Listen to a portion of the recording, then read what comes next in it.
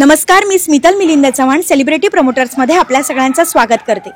आज आपण खास व्यक्तींना, खास कलाकारांना भेटणार आहोत आणि निमित्त पण अगदी खास आहे. ते म्हणजे आजचे एपिसोड झाले, ते म्हणजे आपल्या शुभविवाह या मालिकेचे. आणि ते गोड कलाकार आपल्यासोबत आहेत. खूप छान दिसतात. कसे आहात दोघं? छान, मस्त. एकंदरीत 800 एपिसोडचा प्रवास हा खरं तर म्हणजे खायची गोष्ट नाही आहे. कारण इतकं टप्प्याटप्प्याने ॲज अ काम सातत्याने करत राहणं आणि स्टेप बाय स्टेप त्याच्यात प्रगती करणं ही खूप भारी गोष्ट असते. तर हा अनुभव तुमच्यासाठी कसा होता? हा अनुभव आमच्यासाठी एक रोलर कोस्टरच आहे. ही राईड म्हणजे खूप मजा आली. खूप अवघड आहे हे, तू म्हणतेस जसं की 800 एपिसोड्स हे कम्प्लीट करणं. आणि एकतर कुठल्याही आमचं जाऊ दे की पण कुठल्याही रायटरला हे 800 एपिसोड प्रत्येक वेळेला काही ना काहीतरी नवीन स्टोरी सुचणं आणि जी स्टोरी प्रेक्षकांनी त्याला अटॅच हुक राहणं ही खूप अवघड आहे. आणि आमचे लाटकर सर खूपच कमाल लिहितायत आणि अशी त्यामुळे आम्हाला पण करायला मजा येते. नवनवीन काहीतरी चॅलेंजेस असतात प्रत्येक वेळेला. आणि मग आता प्रत्येक वेळेला जेव्हा चॅनलमध्ये स्टोरी मीटिंग असते तेव्हा काय आता घडणार आहे, काय आता घडणार आहे, ही एक एक्साइटमेंट असते. सो खूप गोष्टी काय काय करायला मिळाल्या. म्हणजे या सिरियलच्या पहिल्याच एपिसोडला आम्ही साधारण 48 फुटाच्या वरती मंदिराच्या कळसावर चढलो होतो. सो तेव्हापासून जी काही सुरुवात झाली आहे आमची ती आय होप ती अपच आहे. सो मजा येते. 800 एपिसोड्स रोज इथे येऊन शूट करणं हे कधी कधी खूप असं होतं की अरे बापरे, ब्रेकच नाही मिळते. पण जेव्हा आता आजचा जेव्हा दिवस उजाडला आणि खालती आम्ही जेव्हा सेलिब्रेट करत होतो तेव्हा असं झालं की अरे यार, मोठी अचीवमेंट यार, 800 एपिसोड्स केले. सो मजा येते. काय सांगशील एकंदरीत प्रवास? कारण तुझ्या तर कॅरेक्टरला एक वेगळी शेड आहे. कारण याही वयात एक लहान मुलाचं साकारणं, ते सातत्य दिसून येणं, परत तू तुझा कमबॅक त्या रोलमध्ये येणार आणि परत ते हे चॅलेंजच आहे. आणि ते कसं करत होतंस आणि इतके एपिसोड छान पद्धतीने केले असतो, काय सांगशील? नाही, तो रोल म्हणून चॅलेंजिंगच होता माझ्यासाठी. आणि त्या कॅरेक्टरमध्ये असताना मानसिक जो काही आजार होता मला किंवा जे काही प्रॉब्लेम होता, तेव्हाची जी जर्नी होती ती मस्तच होती. आणि तेव्हा पण ही एक्साइटमेंट होती की आता बरा झाल्यानंतर काय ट्रॅक असणार आहे पुढे आणि कसं काय असणार आहे. सो साधारण बरा होऊन आता वर्ष झालंय.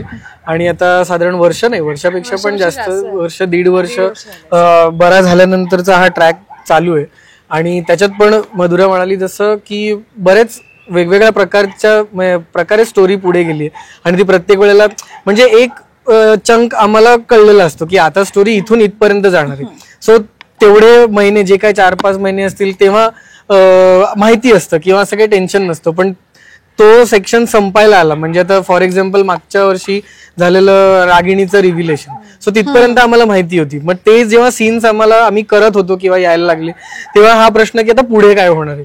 सो ती एक्साइटमेंट प्रत्येक वेळेला असते. आणि क्रिएटिव्ह किंवा लाटकर सर असे आम्हाला भेटून सांगत असतात. आणि बाकी 800 एपिसोडचा प्रवास, पहिली गोष्ट म्हणजे ही माझी पहिली सिरियल आहे ज्याचे 800 भाग कम्प्लीट होते. हो, माझी पण. आधीची सिरियल मी एक केली होती फुलपाखरू नावाची, ती अगदीच म्हणजे थोडंसं 774 झाले होते त्याचे. सो ही माझी तसं बघायला गेलं तर पहिली सिरियल आहे 800 ज्याचे कम्प्लीट होतात एपिसोड्स. आणि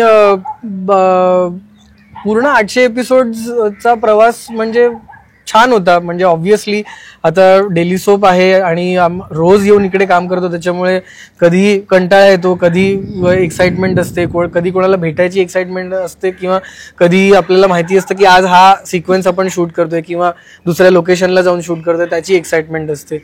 आणि मला असं वाटतं की बऱ्यापैकी चांगलं डिलिव्हर करतोय आम्ही. कारण दुपारच्या स्लॉटमध्ये 2 वाजता ही सिरियल लागते, तेव्हा दुपारचे जे स्लॉट्स आहेत ती 2-3-4 सिरियल, आता मध्ये 4 होते, आता परत त्या 3 वर गेलेत.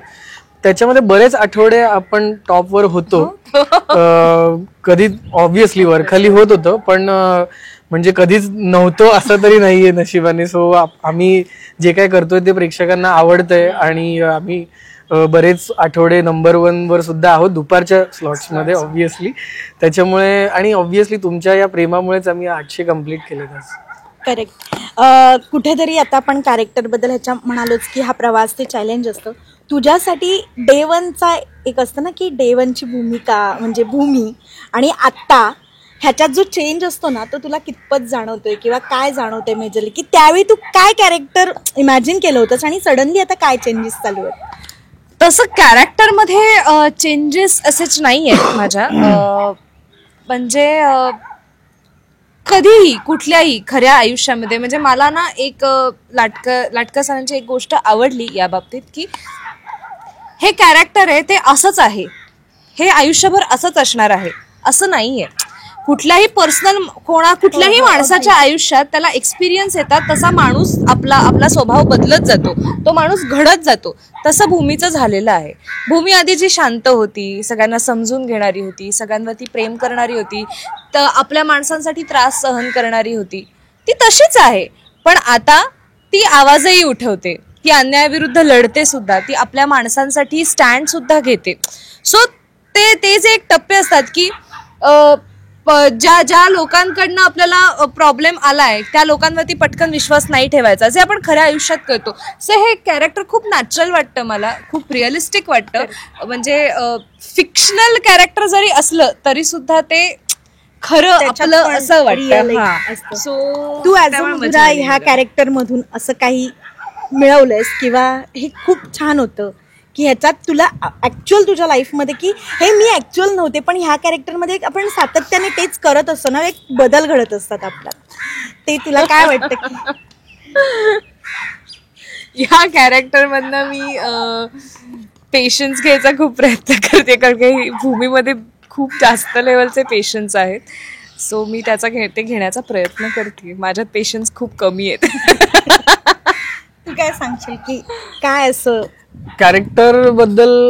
म्हणजे तू मगाशी जे विचारलंस, ऑब्व्हियसली डे वनला खूप गोष्टी होत्या माझ्या डोक्यात करायच्या आणि ऑब्व्हियसली पण जेव्हा आपण काम सुरू करतो, आपण सीन्स करायला लागतो आणि त्याच्यावर डिस्कशन होतं, तेव्हा ऑब्व्हियसली एकटाचं आपलं मत असतं, पण आपल्याला बघणारे खूप असतात. बघणारे खूप असतात म्हणण्यापेक्षा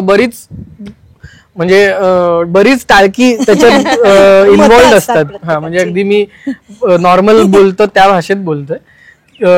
तर त्याच्यामुळे म्हणजे रायटरचं पण डोकं असतं त्याच्यामध्ये, डिरेक्टरचं पण डोकं असतं, जो ऍक्टिंग करत असतो त्याचं पण असतं, अजून क्रिएटिव्हचं पण काहीतरी म्हणणं असतं आणि प्रत्येक सीनच्या प्रत्येक गोष्टीच्या काही लिमिटेशन्स असतात. सो त्याच्यामध्ये सगळं मिळून आपल्याला ते बसवायचं असतं. त्याच्यामुळे कधी कधी असं होतं मला, म्हणजे हे मी जुन्या आकाशबद्दल बोलतोय जेव्हा त्याची मानसिक अवस्था व्यवस्थित नव्हती, की अजून बऱ्याच गोष्टी करता आल्या असतात त्याच्यामध्ये. म्हणजे मला अजूनही असं वाटतं की बऱ्याच गोष्टी करायच्या राहून गेल्या, मे बी माहित नाही पुढे कधीतरी. भूकच असते ना की आपल्याला ते करतच, भूक म्हणण्यापेक्षा खास जास्त असते. तर चांगली गोष्ट असते ऍक्च्युअली, कारण समाधान नसलं पाहिजे कुठल्याही कलाकाराला कधी. तर मग बघूया भविष्यात कधी असं काहीतरी त्या ढंगाचं काहीतरी कॅरेक्टर करायला मिळालं तर तिकडे त्या गोष्टी वापरता येतील. आता जे शूट करून झालंय ते तर झालं, आता ते आपण बदलू नाही शकत. आणि फ्रँकली सांगायचं झालं तर ह्या कॅरेक्टर किंवा कुठल्याही कॅरेक्टर मधनं घेण्यासारखं वगैरे असं मी फार क्वचित बघतो. म्हणजे असं मला काही जाणवत नाहीये किंवा विशेष नाही. पण मग जुन्या आकाशबद्दल बोलायचं झालं तर मग एक गोष्ट म्हणू शकतो की नेहमी आनंदी आणि प्रसन्न राहणे काही झालं तरी, किंवा प्रत्येक गोष्टीमधली पॉझिटिव्हिटी शोधून काढणे. पण तसं म्हणायला गेलं तर ही कॅरेक्टर्स आता लेखकच प्रत्येक वेळेला ऑडियन्सला जास्त कनेक्ट व्हावेत म्हणून रिअल लिहिलेली असतात. सो ती तुझ्या माझ्यासारखीच माणसं असतात.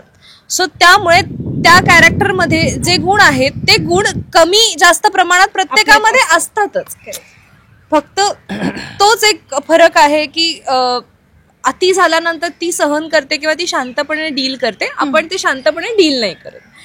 सो हा प्रत्येकाचा एक फरक असतो, बाकी काही नाही. करेक्ट. सातत्याने तुम्ही एकाच ठिकाणी येता, म्हणजे फॉर एक्झाम्पल हा सेट आहे तुमचा जो की भव्य दिव्य आहे, खूप कमाल आहे, इथलं वातावरण पण खूप पॉझिटिव्ह आहे. जेव्हापासून मी आले तेव्हापासून बघतीये. तर पण ह्या सेटवरच्या अशा काही जागा असतात ज्या आपल्या म्हणून खास असतात.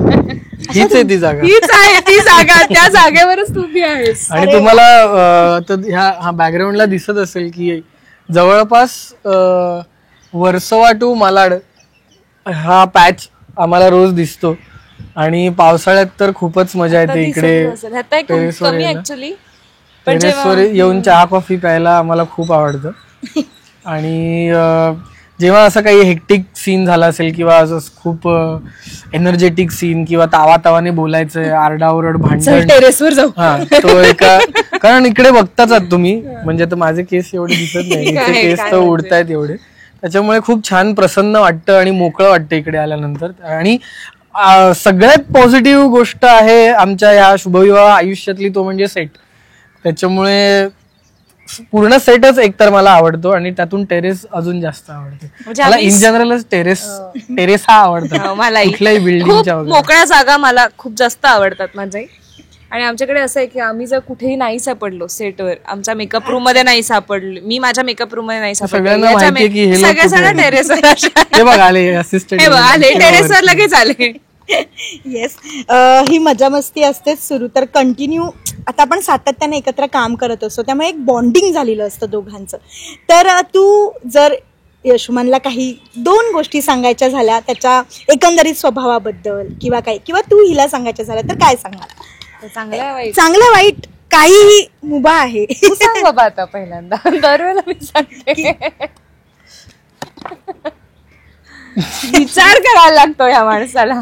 विचार नाही, गोष्टी ठरलेल्या आहेत, सांगायचं की नाही कॅमेऱ्यासमोर त्याचा मी विचार करतोय. एक महत्वाची गोष्ट म्हणजे एक चांगली गोष्ट आणि एक वाईट गोष्ट, की मधुरा सगळ्यांशी खूप चांगलं वागते आणि वाईट गोष्ट म्हणजे मधुरा सगळ्यांशी खूप चांगलं वागते. आणि हे मी तिला कधीपासून सांगतोय की ज्यांची लायकी आहे त्यांच्याशी वागायचं चांगलं, ज्यांची नसते ते ठीक आहे, आपल्याला कधी कधी कळायला वेळ लागतो की कोणाशी कसं वागायचं, कितपत वागायचं, पण ते कधी ना कधीतरी कळतं ना आपल्याला. आत्ता नाही, ठीक आहे चल नंतर, ठीक आहे चल 4 महिने, ठीक आहे चल वर्ष, 1 वर्ष. पण मी चांगली आहे, शिष्य शिकते मी हळूहळू. ते आता हा माझ्या बरोबर राहून थोडं जरा मी मोठा. यशमान बद्दल सांगायचं झालं तर एकच सांगेन गोष्ट की हा एक माझा खूप चांगला मित्र आहे आणि चांगल्या मित्राच्या कॅटेगरीमध्ये ज्या सगळ्या गोष्टी मोडतात त्या सगळ्या ह्याच्यात आहेत. आणि मी 2 सांगितलं. 2 आणि खूप चिडका आहे, सगळ्या गोष्टींची चिडचिड करतो, तरी सुद्धा चांगला मित्र आहे. म्हणजे बघा, पण त्यालाच म्हणतात चांगला मित्र. पण हा खरंच प्रत्येक, आता जसं त्याने एक सांगितलं की ही सगळ्यांची खूप चांगली वागते आणि तो खूप समजावून सांगत असतो मला बऱ्याच गोष्टी, एक शिकवणी घेत असतो. आणि म्हणजे हे मजेमध्ये बोलतोय आपण, पण त्याची खूप काय म्हणायचं, त्याचे खूप फायदे होतात मला माझ्या खऱ्या आयुष्यात पण, माझ्या सेटवरती जगताना पण. सो हो, हा कम्प्लीट करतो त्या फ्रेंड. तिचा प्रॉब्लेम आहे की तिला माझ्यासारखी माणसं खूप कमी भेटलीत आयुष्यात. हा मे बी त्याच्यामुळे ह्या माणसांशी असं वागत जाऊ नकोस. ही जी माणसं आहेत त्याच्यातलं मी पण एक आहे स्वतः, हे पण मी तिला सांगत असतो. चला राहू दे. कळलं मी वेळ का घेतला तुला कळतंय ना बोलायला. येस, तर खूप आम्हाला मजा येते. प्रेक्षकांना असेच खूप सारे एपिसोड घडत राहू देत. पण जाता जाता तुम्हाला असं छान की ह्या टप्प्यापर्यंत आलात, एखादं सुंदरसं गाणं दोघात मिळू शकता असं. हॅलो रेडी आहे? कोणी नाहीये तिकडे, कोणी नाहीये असं, की हा जो टप्पा आहे त्याच्यासाठी किंवा ह्या सिच्युएशन साठी, आजच्या दिवसासाठी असं. सुहाना सफर और ये मौसम हसी, वाह, सुहाना सफर और ये मौसम हसी, हमें डर है हम खो न जाए कहीं मड़ में सुहाना सफर और ये मौसम हसीन. सो हा सुहाना सफर, मौसम तर हसीन आहेच आणि सुहाना सफर हा 800 एपिसोडचा, म्हणून मला अचानक माहित नाही कसं मला डोकं चाललंय आज, कळत नाही मला. अदरवाईज मला काही आठवत नाही कधी, आणि लिरिक्स पण जे कदाचित मी बरोबर गायलोय. तर हा जो सफर आहे माझा, त्याच्यामुळे बरा झालाय बहुतेक. तर हा 800 एपिसोडचा ची सफर जी आतापर्यंत झाली आमची, ती अशीच पुढे चालत राहू दे तुमच्या आशीर्वादामुळे आणि तुमच्या प्रेमामुळे. So first of all thank you so much की तुमच्या प्रेमामुळे आणि तुम्ही एवढ्या प्रेमाने आमच्यावर प्रेम करताय आणि एवढ्या प्रेमाने आमची सिरियल बघताय म्हणून 800 एपिसोड्सचा टप्पा गाठलाय आम्ही आज. आणि आज 800 एपिसोड्स टेलिकास्ट झालेत, 800वा एपिसोड. आणि ह्याच्या पुढे आम्ही असंच काम करत राहू आणि तुम्ही असंच प्रेम करत राहा. Thank you so much. थँक्यू. तुम्हाला खूप साऱ्या शुभेच्छा. Thank you. Thank you. Thank you. Thank you.